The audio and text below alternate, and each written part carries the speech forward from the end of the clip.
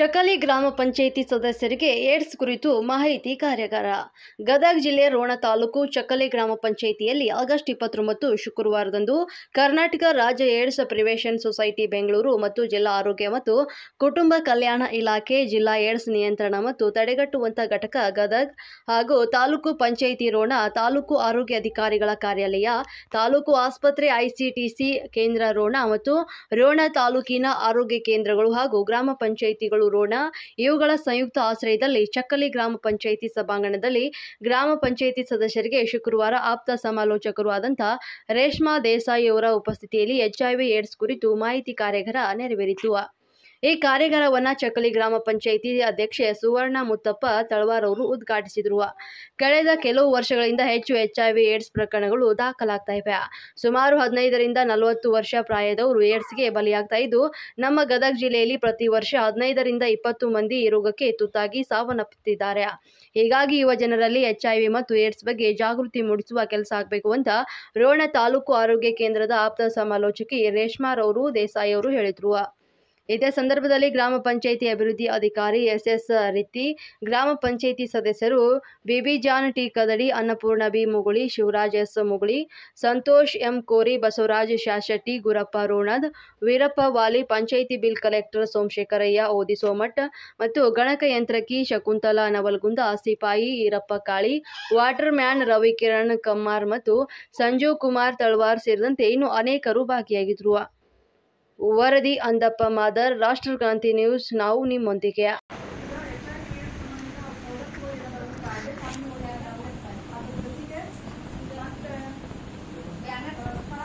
ಒಂದು ನಿಮಿಷ ರೀ, ಮಾತಾಡತ್ತ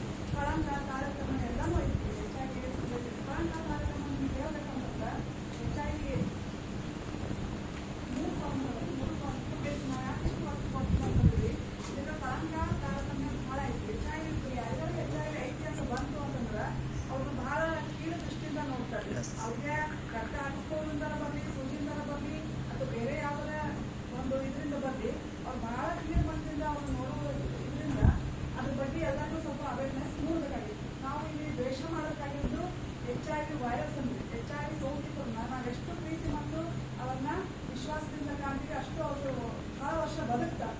ಅದಕ್ಕೆ ನಾವು ಅವ್ರಿಗಾಗಿ ಕೆಲಸ ಮಾಡಕತ್ತೀವಿ. ಸರ್ಕಾರದಿಂದ ಅವ್ರಿಗೆ ಇರೋ ಸವಲತ್ತುಗಳು ಎಲ್ಲ ಇಲ್ಲಿ ಕೊಟ್ಟಿದ್ವಿ. ಕಾಯ್ದೆ ಏನಾದರೂ ಹೋಗೋದಾಗಲಿದೆ.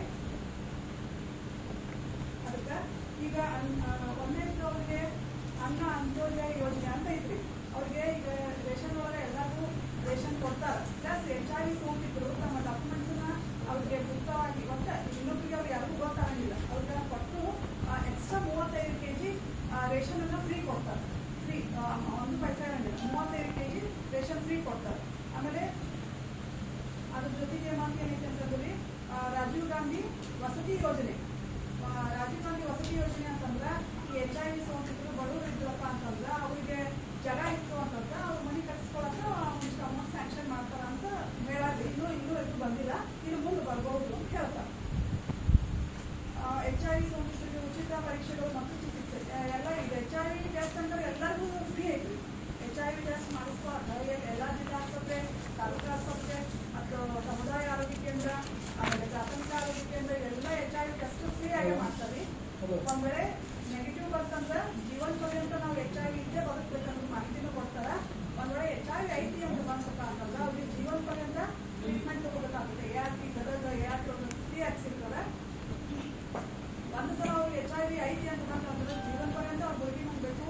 ಒಂದು ತಿಂಗಳಿಗೆ 4,000 ಪ್ರೈವೇಟ್ ಒಳಗೆ ಒಂದು ತಿಂಗಳ ಖರ್ಚು ಅವ್ರ ಮೆಡಿಸಿನ್ ಐತಿ.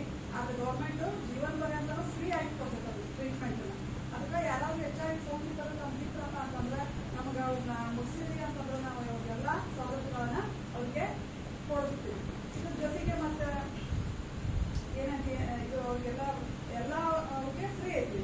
ಆಮೇಲೆ ಕಡ್ಡಾಯ ಶಿಕ್ಷಣ ಹಕ್ಕು. HIV ಸೋಂಕಿತರು ಮಕ್ಕಳಾರ ಅವ್ರಿಗೆ ಅವ್ರಿಗೂ HIV ಇರ್ಬೋದು, ಬೇರೆ ಮಕ್ಕಳಿಗೆ ಬರ್ತೈತಿ ಅನ್ನುವಂಗಿಲ್ಲ. ಅದು ಹೆಂಗೆ ಬರ್ತೈತಿ ಹಂಗಿಲ್ಲ ನಾವು ಸಂಕ್ಷಿಪ್ತ ತಿಳಿಸ್ತೀವಿ.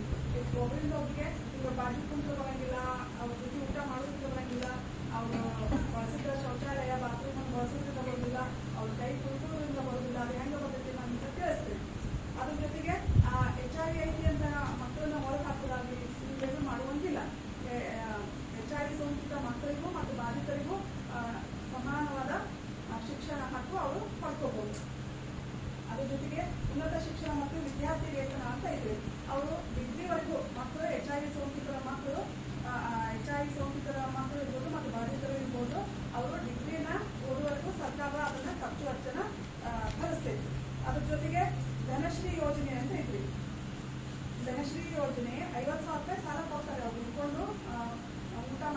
ಬಂದ್ರೆ ಅದು ಅವ್ರಿಗೆ ಅಲ್ಲಿ ಏನಿರ್ತೈತಿ ಸಬ್ಸಿಡಿ ಇರ್ತೈತಿ 25,000 ರೂಪಾಯಿ ಸಬ್ಸಿಡಿ ಇರ್ತೈತೆ ಅವ್ರು. ಇದು ಒಂದು ಸೌಲಭ್ಯ ಅವ್ರಿಗೆ ಇರ್ತೈತಿ. ಮತ್ತು ಮೈತ್ರಿ ಯೋಜನೆ ಅಂತ ಇರ್ತೈತಿ. ಇದು ಲೈಂಗಿಕ ಕಾರ್ಯಕರ್ತರು ಇರ್ತಾವಲ್ಲ ಅವರಿಗೆ ತಿಂಗಳ 500 ರೂಪಾಯಿ ಅದು ಒಂದು ಸೌಲಭ್ಯ ಐತಿ. ಅದ್ರ ಜೊತೆಗೆ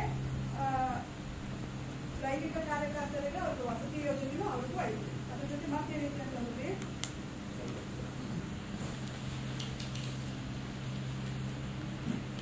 ನಮಗೂ ನಿಮಗೂ ಎಲ್ಲರಿಗೂ ಕಾನೂನು ಸೇವೆ ಬೇಕೇ ಬೇಕಾಗುತ್ತೆ.